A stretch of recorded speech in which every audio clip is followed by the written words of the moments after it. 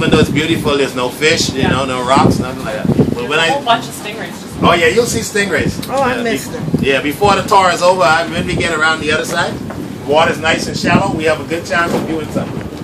All right. We had dolphins when I was here last time. Dolphins, yeah, we saw them last time. I saw I got a few. them. I got right here. I saw a few this morning coming to work, but I can't promise them they may be almost to Miami by now. Yeah. But I will look out, and if they are in the area, we will find them. We will see them. Yeah. Still got them on the camera? Yeah, got them. Shark, yeah, we see the shark. I'll look for something special after the final thing, along with all those other stuff. Yeah, I saw a dolphin right out here this morning when we were coming to work. Oh, yeah. I'm on the lookout right now. Even though we're talking, I'm always looking. If they are in the area, I'm going to see them.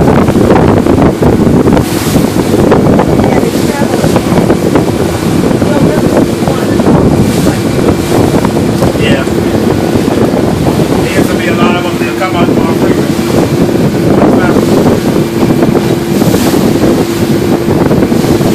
The island straight ahead, guys. That is Norwegian Cruise Lines Island.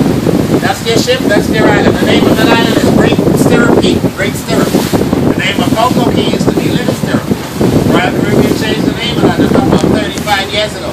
Changed it to Cococay. There are about 60 people living on this island. They maintain it, keep it going.